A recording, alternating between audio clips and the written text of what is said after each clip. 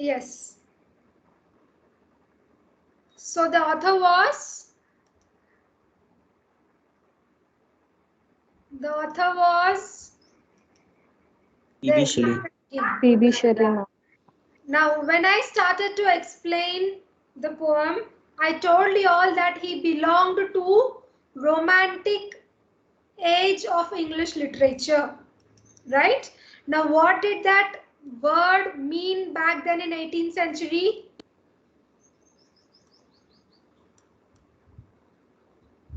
What did that word mean?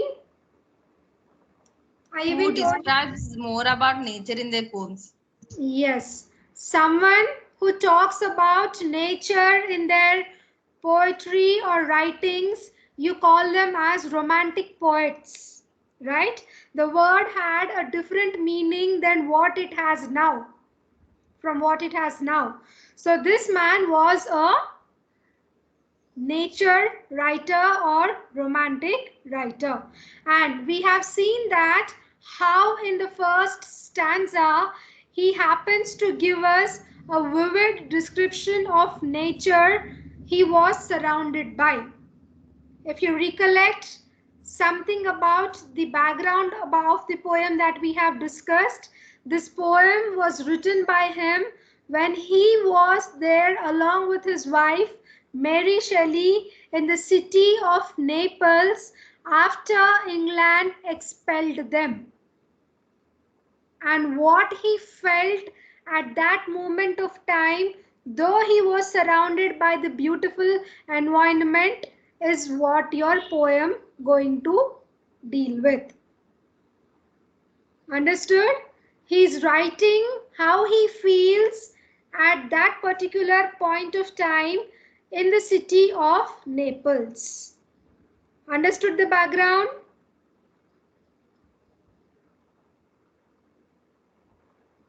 Yes, ma'am.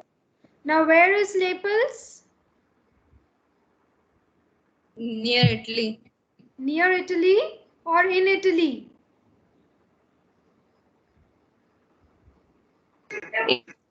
Yeah. In Italy, ma'am. One of you read the first stanza once again. The sun is I'll warm, read, the ma'am. sky is clear. Continue, whoever is reading. The waves are dancing fast and bright. Blue isles and snowy mountains where the purple noon's transparent might. The breath, the breath of the moist earth is light. Around its unexpanded buds, like many a voice of one delight. The winds, the birds, the ocean flood. The city's voice itself is soft like solitudes. Yes. Continue, ma'am. No, wait. So I told you that this man was a romantic poet. He spoke a lot about nature in his works.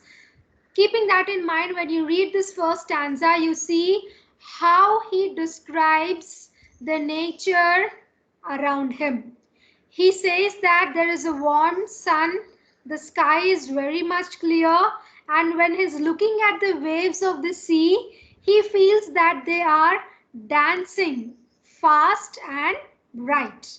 There are blue isles and snowy mountains surrounding him.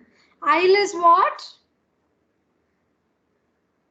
What do you mean by isle? I-S-L-E, isle? Small island. No. Isle means a passage. Now, when you take a flight or when you consider a bus, either sides you have seats. Yes or no? Yes, In ma'am. a bus, either sides we have seats. And in between there is a passage where the conductor or the flight attendant, they keep walking through. Isn't it? Yes, ma'am. That small passage you call as an aisle. In a classrooms also, where the teacher walks from between the benches, from between the rows, that is an aisle. Okay. So he says that Yes, there ma'am. are blue isles and snowy mountains. It means that between two mountains there is a passage where one can walk through. And how were the mountains? They were covered by the snow. And the noon, that means that was afternoon time of the day, it appeared purple to him. That means it was very pleasant and calm. And he says that there was some unexpanded buds around him, flowers probably. There were still buds. And everything was very calm and quiet. The winds, the birds, the ocean floods, the city's voice itself is soft like solitudes. That means everything surrounding him was very calm, including the nature around him. Understood the first stanza? Yes, ma'am. Yes. So we have seen only how vividly Mr. Shelley describes the beautiful nature around him. Right? Now, read the second stanza. I see the deeps. I see the deep's untrampled floor with green and purple seaweed strewn. I see the waves upon the shore, like light dissolved in star showers thrown.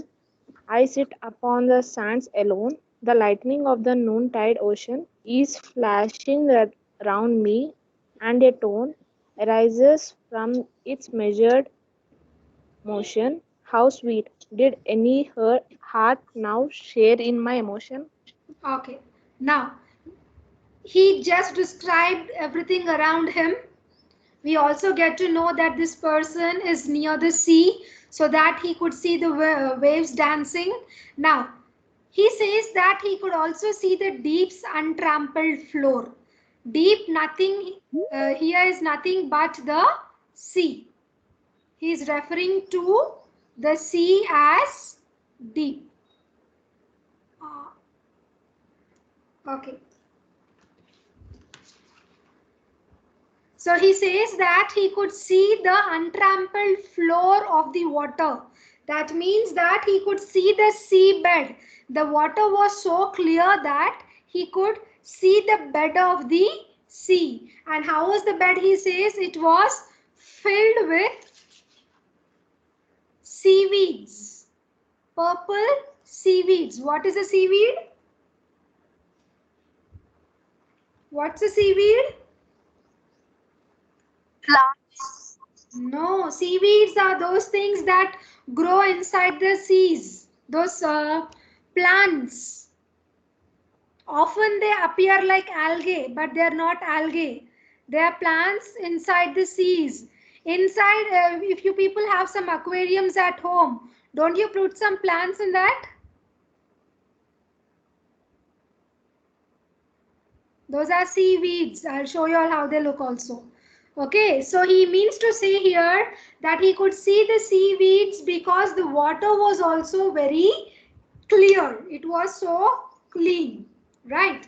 And it appeared to him as if the tides and the water or the sea was questioning him. Did he share any emotion with it? Right? Did he share any feelings of his with it? Now, doesn't this happen, children? Like when we are when we are sitting amidst a very calm and composed environment, don't we try to talk to things around us? There's no one around you. You are just alone, surrounded by beautiful environment. Don't we start talking to those things around us? Maybe the tree or maybe the water there. We do this or no? Yes, ma'am. We tend to do. Right? We share at least what we feel with those things. So the same things is happening to P.B. Shelley also. He feels that as if the sea is questioning him if he had shared any emotion or feeling with the sea. Continue. Next stanza. Alas, I have nor hope nor help, nor peace within nor calm around, nor that content surpassing wealth. The sage in meditation found, and walked with inward glory crowned. nor fame, nor power, nor love, nor leisure. Others I see whom these surround. Smiling they live and call life pleasure. To me that cup has been dealt in another measure. Okay, now imagine you are sitting in such a beautiful face, in such a beautiful place, all alone on the banks or of the shore, right?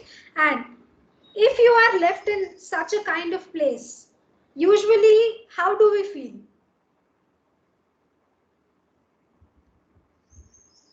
When you're surrounded with such a beautiful environment around you, how do we feel?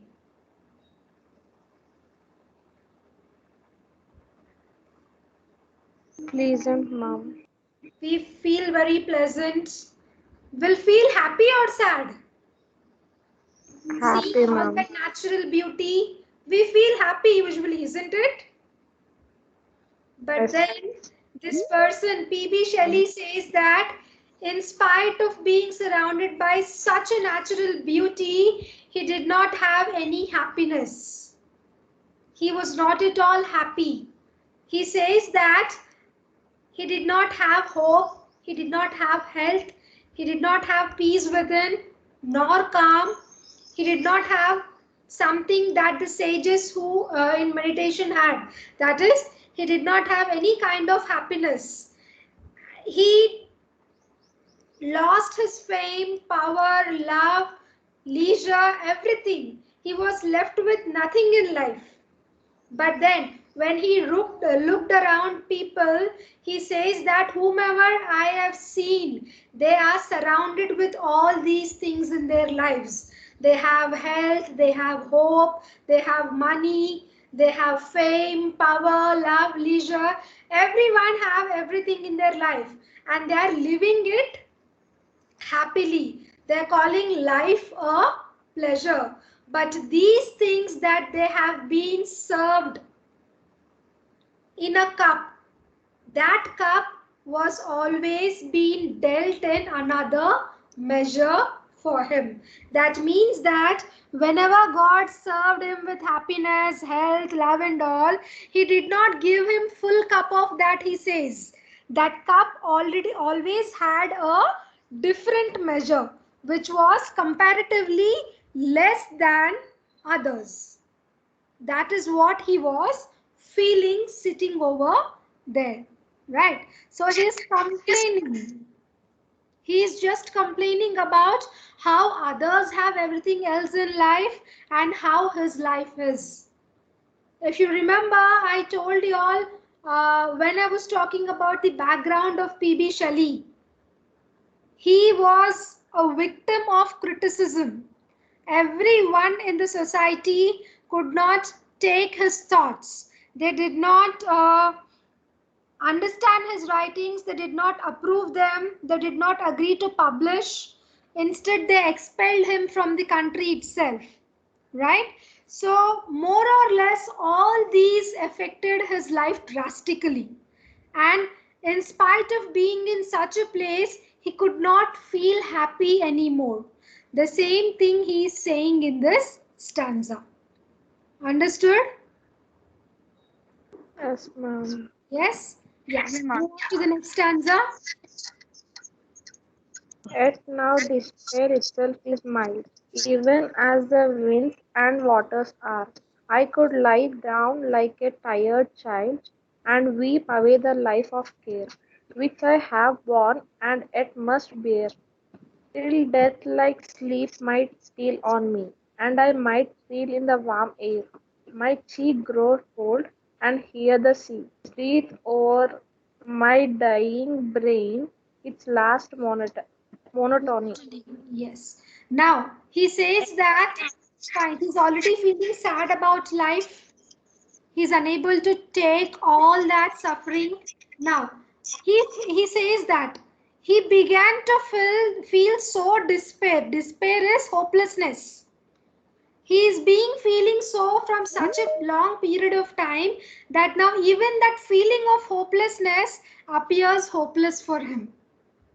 Right? When life is giving you so much of struggles, there will be one point of time when you feel that, okay, come on, now whatever may comes, whatever more struggles I face in my life, I welcome it because there's nothing more I can lose. So same feeling he also gets. He's been dealing with so many things in life that he feels that he could just lie down like a tired child. He just wants to lie down like a tired child. Now, if you have observed children, after the whole day of playing, when they sleep, won't they have a soundless, a soundless sleep? Did you observe children playing all day, and when they sleep, how do they sleep? Won't they sleep peacefully? Sound sleep? Yes, ma'am. Yes. So this man also feels, I wish I could sleep like a tired child and weep away the life of care. Here, though he's comparing to the life of a child, he means to say, I wish I was dead, so that all my suffering comes to an end. And what he says, maybe all when I die, I can get rid of all the suffering that I'm going through and all the suffering that I may be facing in my future. So I'll be solving these two things. So I really wish I am dead. And that death is comparing to the sleep of a tired child. And what he says, I want to feel that warm air passing on my cold cheek. Now, when is that the cheek becomes cold? After the death, because the blood circulation stops in the body and the body becomes cold. So he says that I want to feel that warm air in this place passing through my cold cheek, breathing over my dying brain, its last monotony, that is a single tune. So in this paragraph, he tries to explain how he was tired of all the suffering in life so far, how he wants to escape the forthcoming suffering just by dying, which he is comparing to the sleep of a tired child. Understood the stanza? Yes, ma'am. Ma'am, Yes, ma'am. Chandana is waiting in the lobby. Please, ma'am. She was disconnected now.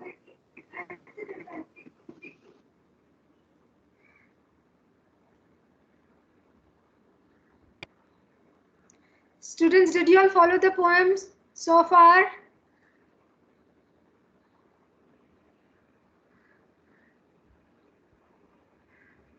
Students, Yes, ma'am. Yes, ma'am. read out the last stanza. Yes, ma'am. Some might lament that I were cold, as I when the sweet day is gone, which my lost heart, too soon grown old, insults with this untimely moan. Untimely. They might lament, untimely moan. They might lament, for I am one, whom men love not, and yet regret, unlike this day, which, when the sun shall on its stainless glory set, will linger through, though enjoyed, like joy in memory yet. Yes. So in this paragraph, in the previous paragraph, we have seen how the poet urges that he remains to be dead. Now in the coming paragraph, he talks about how people might react to his death. He says that maybe some will lament over his death. Few people may cry over his dismissal, he says. Demising, he says. Right? That I were cold. I were cold means he is dead. Few people may cry over his death. Few people may feel sad for a little time, right? That he's too young to die, he feels. A few people may feel sad about his death. They might lament, for I am one whom men love not and yet regret. They may feel sad thinking that this was a person whom we never accepted, whom they never loved, thinking all that and regretting that I was not very long with my thoughts. They might feel sad for some time after my death, he says. But nevertheless, they will definitely not remember me like they might have remembered this day if they spent in this beautiful location, he says. That is how he is concluding his poem. Understood? Yes, ma'am. Yes. So here we see that, to summarize, how Percy Bysshe Shelley feels unhappy in spite of being surrounded in a beautiful play, in a beautiful environment. When I was doing the pre-reading questions, I asked you all, will the place we live in have an impact on our mood? You people told yes. If you are visiting a very beautiful place, we feel very happy. If you are kept in a room all the time, you feel very sad, right? But this man, in spite of being in a very beautiful place, was not happy at all. In fact, he feels that he wants to die. He wishes he is dead because he could avoid all that suffering he was, and yet yet to suffer in future. And how he talks about how people would feel after his death, how some may lament and some may take it on a lighter note even after his death. Understood the poem? Yes, children? Yes, ma'am. Yes. Now, the reason for his unhappiness is not stated in the poem. We only get to know that the poet was unhappy. But why he was unhappy, the reason is not mentioned in the poem. But we can infer a lot from his life, right? He was suffering from depression due to a number of reasons. His first wife had committed suicide. The courts had taken from him the custody of his two children. His poetry was neglected by the public and condemned by the critics. He was plagued by financial problems. He suffered from poor health. His wife, Mary Shelley, was estranged from him following the death of their daughter. Mary Shelley happens to be his second wife, by the way. Right? So all these things might have led him to end up with depression in life. We can infer from all of these things. Understood? Yes, ma'am. And they say that this man committed suicide by walking into the waters. He just went walking into the river and he committed suicide, they say, at the age of 30. He could not handle it anymore. And few say that he was actually in a ship which drowned because he could not control the ship when there was a storm. But either ways, most of them believe that Shelley's death was not natural. He wanted to end his life to avoid all the suffering. Understood? Yes, ma'am. Yes, ma'am. So that was your poem, Stanzas Written in Dejection, Near Naples by P.B. Shelley.